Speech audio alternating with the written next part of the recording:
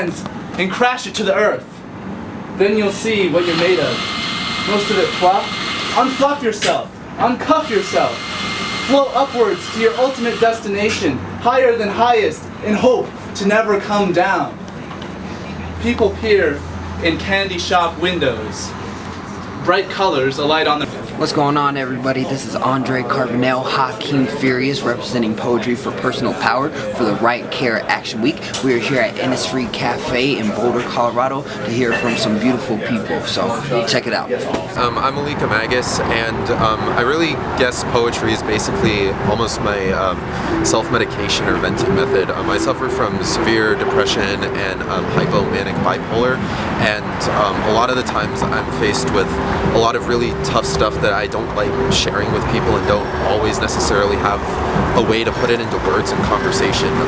So the one thing that I've learned over the past summer actually is just that poetry is this weird way of describing that weird space between like you and what you're feeling, and that you can't always put it into real conversational words, and so sometimes just putting it out into those images and the way that words just move across a page can really be a way to just get it out outside of yourself and not have to hold it inside anymore. My name is Toluwanimi Obiwole.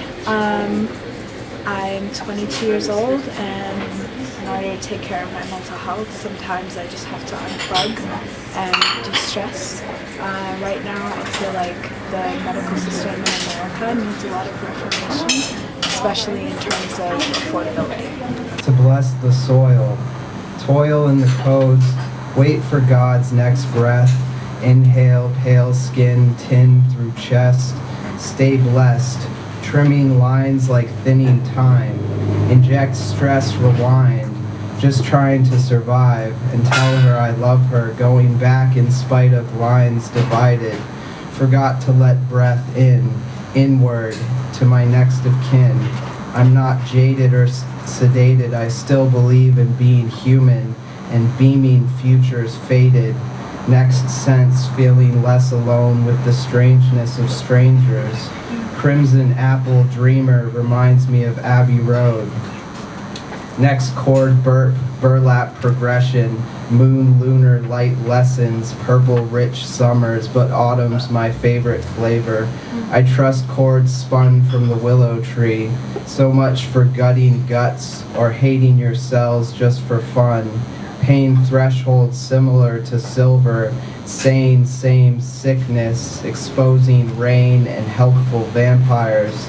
I miss my best friend, Codeman. He took his last breath, never turned back though. In a dream I gave him a kiss, bless, mad respect, one love to my fallen peeps. Your dreams fiend, forever living beyond me.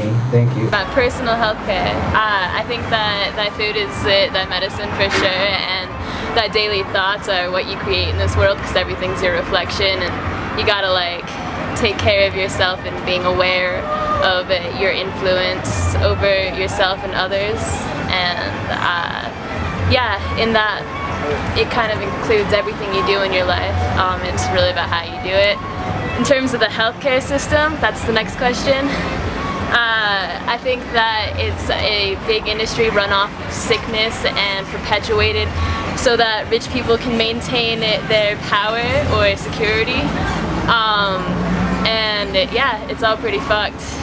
And yeah, they're really not out for your well-being. You have a second-hand wilderness inside you, my great-grandmother warned. Crow braids sliding down her back, and a cloud of smoke hanging from her lips. When I think of her, I smell mahogany and pressed wildflowers inside encyclopedias. I feel cool mud from kneeling over her in the ground, knowing she was right. She spit fire and tobacco. Her voice was a dusty gravel road, was a dream catcher of the stars, was the one chord that told me I could be unconquerable. Now my heritage is a dead language. There's no Rosetta Stone for the unrest written in my bones. My breath begs questions. I invent words she would say. We are not stone women. No. We are soft. We are earthy, like clay. They can't break clay. They can never break clay. I can feel her in the texture of my waking dreams when I am running, running, out of breath running, barefoot beneath the pines, with white lightning heat and wet earth caking between my toes.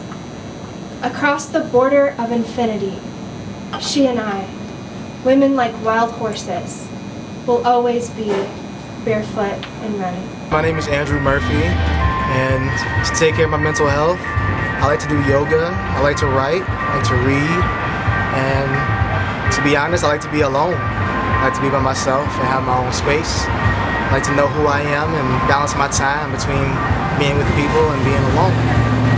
And the healthcare system, I think, is doing a lot better. I think Obama, with the Affordable Care Act, has done a lot to help a lot more people, and getting that access is a big part of the struggle right now and making it more reachable to people, so making good steps. Me personally, I don't really have a personal story, but I definitely know people who've gotten sick or had issues and they weren't able to receive the help that they needed due to lack of insurance, lack of being able to pay for the needs that you need to have without insurance. I think that it's really important.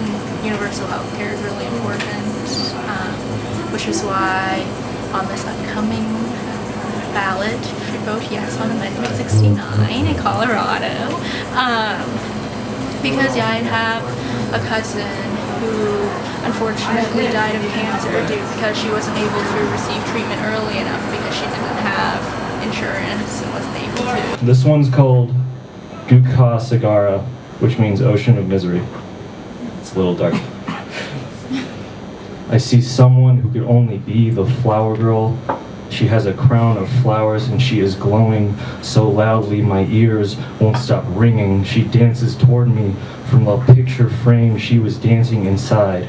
You are so sad. Have you tried not being so sad? It is so fun. I saw her speak and read her lips, but I could only hear the ringing turn into church bells. The bride and groom became doves who were alive and full of flesh and flew away into a garden of sex and love. I waved goodbye with all the other birds. The flower girl hands me a flower to toss away into the wind for good luck, and I do, but I don't think I understood what she expected me to feel, so the cocoons inside my mouths roll away in accident, a smile in footprints. She tried to put a crown of flowers she twisted and gnarled onto my head, but I make sure it doesn't sit well. I don't know why I do things like that. Hi, my name is Meredith. When I was in first grade, I was diagnosed with ADD ADHD, and from there I was told I needed to be on medication. So for 10 years, I listened to my doctor's society saying that in order to function, I need to be on medication. As a result of that, I got anxiety, depression. Adderall fucked me up.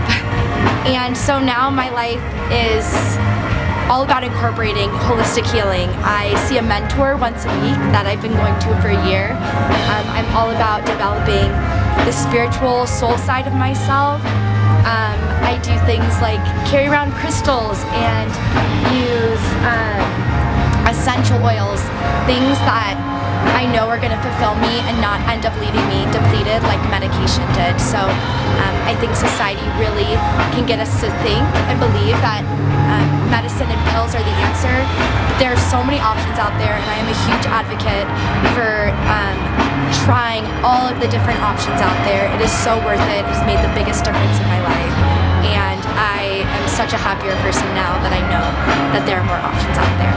From Alfalfa's, I bicycled up Broadway, but before Alfalfa's, I actually drove to Longmont, and then I drove, but maybe that's not what you're asking. How did you get here? Well, I'm originally from Brooklyn, and I had two parents like all of you, and There was a womb. I was told this. There was a womb and fallopian tubes. There was an egg and sperm, and I emerged between the folds of my mom's vagina. How did you get here? Well, I'm told there was this big bang, that we're all part of this unity, this tiny, infinitely tiny, dense singularity, and somehow, well, some physicists will tell you that the thing exploded or expanded, and somehow I came out of that, or you came out of that, or we came out of that. How did you get here? Well, actually, I first heard of the Innisfree because I used to work at CU, and I was just wandering for no particular reason into the Innisfree when it was across the street, and I found out there was an open mic, and I've been attending this open mic, but maybe that's not what you're asking. How did you get here? Well, I'm not sure. I